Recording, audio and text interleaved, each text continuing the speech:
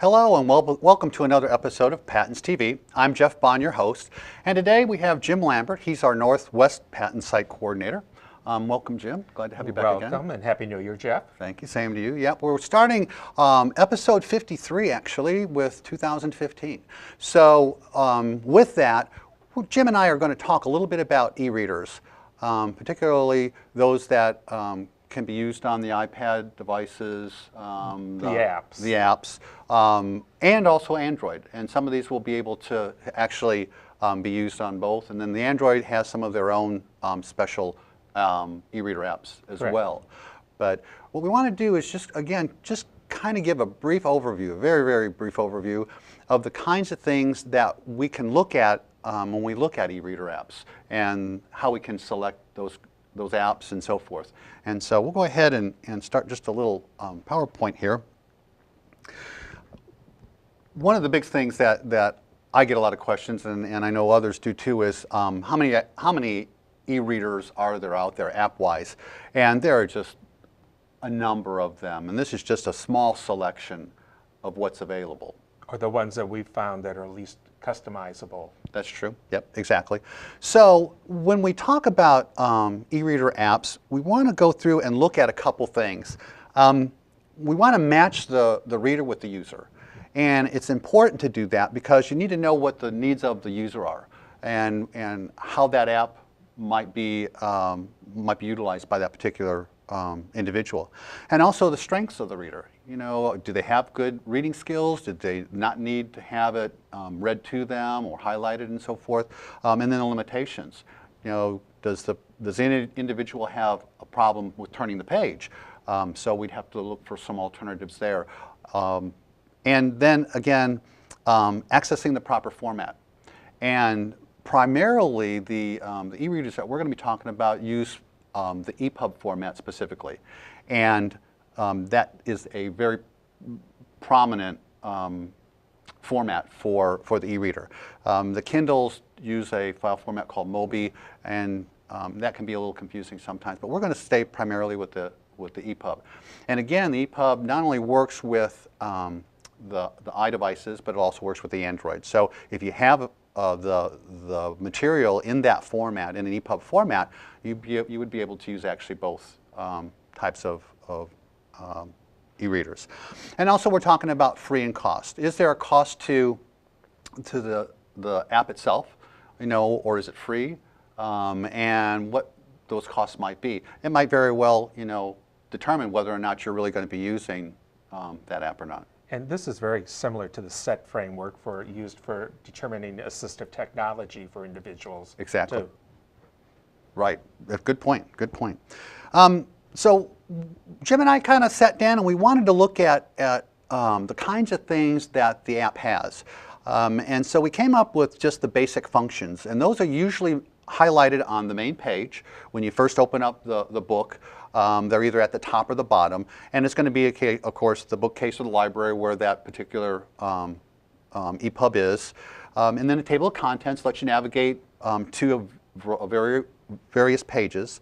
And then the navigation features, which with the EPUB, we have to remember that the size of the font will also increase or decrease the number of pages in the total book. So you could have a book that is 500 pages long, but if you have the font set up fairly high, it could be designated as far as having, you know, 860 pages for whatever setting is there.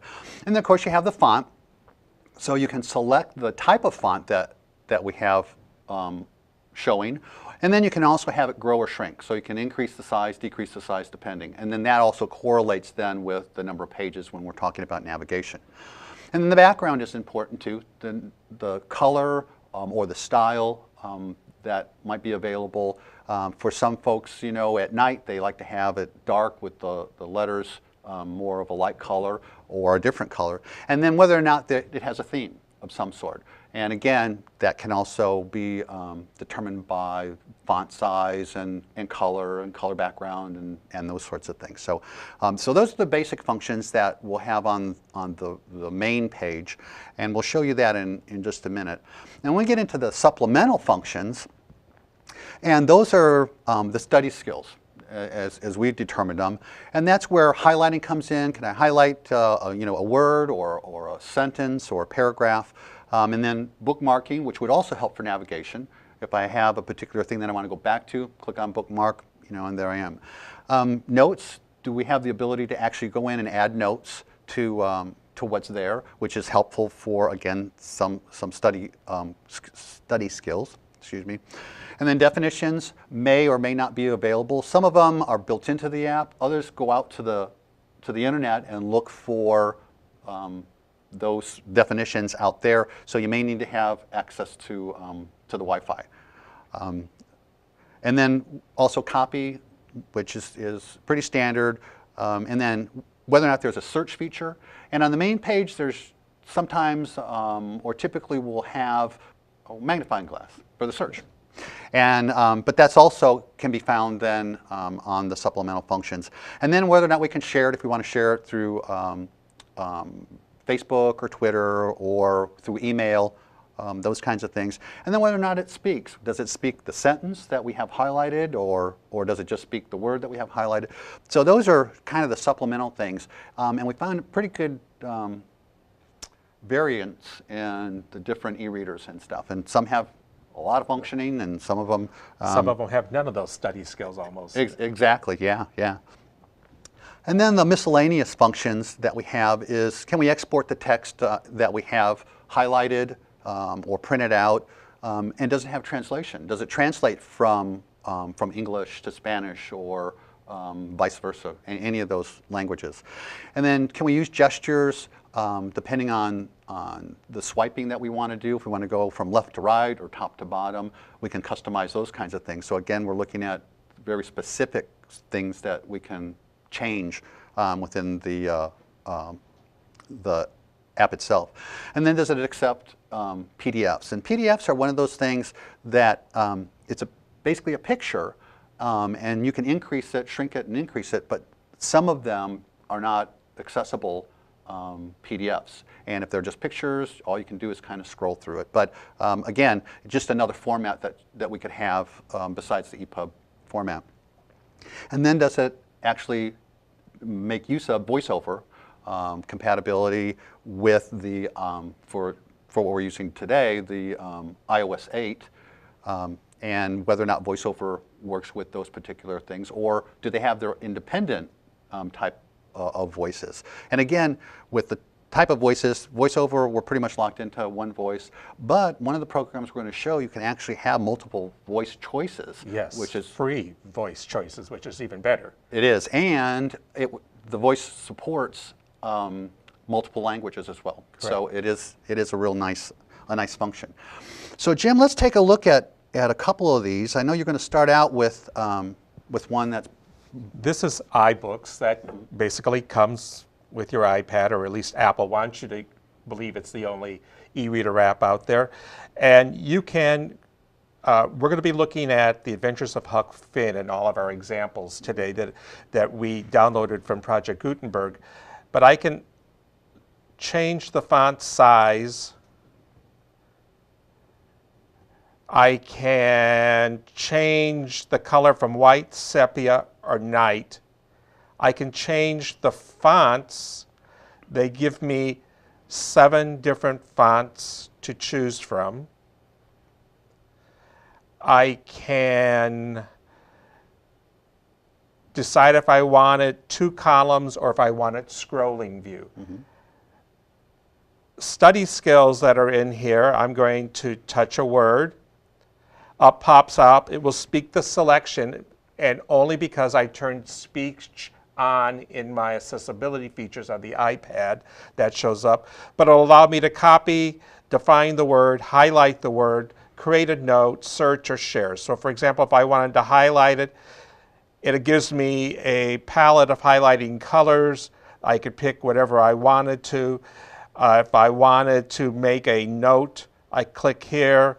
I can type in, this is a note. Done. It places the note on the side.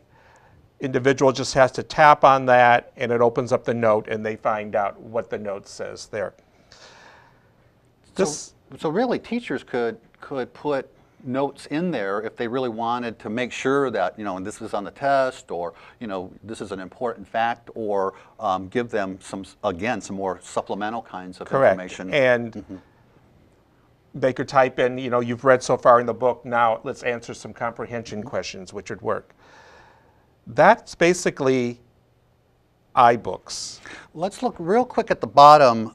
We were talking about the navigation down here, and again, you know, we're on page 87 of 2071, and that's not where we would be in the text. So again, can you decrease the font on that one, and let's just see if it changes. I'm kind of curious here. So we're at 87, we decrease it. Yeah, now there's only 923 pages. Yep. Let's look at an app called Marvin. Marvin, basically, it's free. It allows you to open up one book at a time. If you want to have multiple books opened up, there's a, I believe, $3.99, sorry, fee. Basically, it has the options for using swiping to advance. Tapping on the left side, you can change the font size, the margin width, the line spacing, the paragraph indentation, justification, hyphenation, a lot more than I was able to do just on iBooks. Sure. For the page itself, I can go from single column to 2 columns. It also allows me, if I touch a word, it pops up with the same basic study skills that the iBooks provided with us. We've got highlighting and that options there too.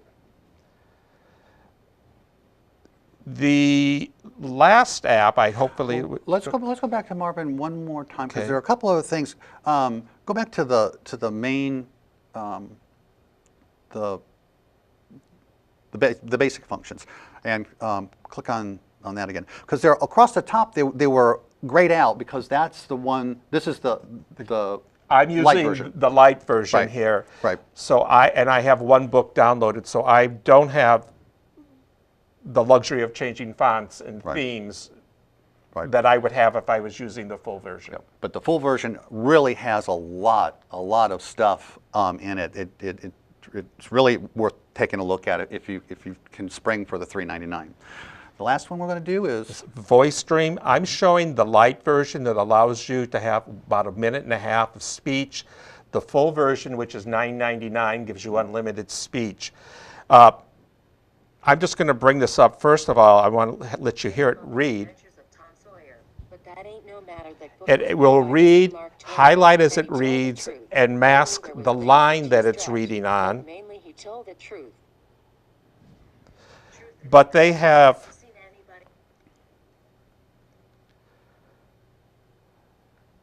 the options of turning the highlighting on and off. I can do character spacing, text size. I can change fonts. I also have, under speech settings, I can add voices, and this is what Jeff was referring to earlier. I have a laundry list of different voices that I can actually add to this free of charge. So if I wanted South African English speaking, I can have this. I had once a teacher call and say they got their students books, but the student didn't like hearing the Apple computer generated voice. I said, oh, try this app, because the student can pick what they like. They loved it. Great. Yeah, it has a lot of features, and you know, I know we're going through this pretty quick, but it is really a nice function. The other thing I want to kind of show you is, back out of my here, is we put together a matrix of just a handful of apps that are out there. We have Marvin and Bluefire Reader and Dream, Voice Dream, Bleo, iBooks, Kindle, Kobo, Nook, Stanza, and Cirrosor.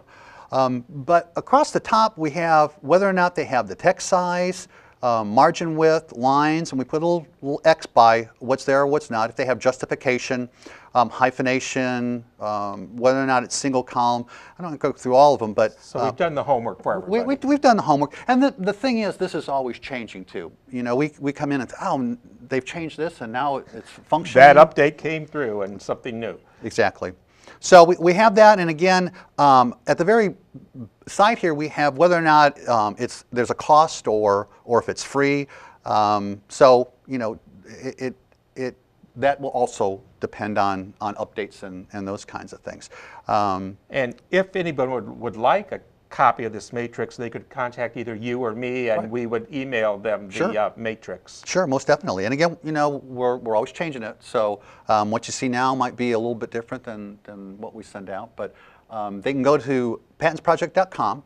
That's our home web page, and click on either Jim's name or my name as a coordinator, and just let us know that you'd like to have the eReader matrix, and we'll email that to you, and hopefully, you know, it'll be of some help. Again, there are just so many e-readers out there that, e-reader apps out there that it's really hard to determine what's best. But I hope that we've given you at least the basic kinds of things, the basic and supplemental, and then the miscellaneous kinds of things that will offer some suggestions as to what might be the most appropriate app. Might not be the best app, but then again, that's not for us to determine. That's for the user. And one app doesn't fit all. Not at all. Very good. Well, Jim, thank you again for coming. Thank you. Appreciate it.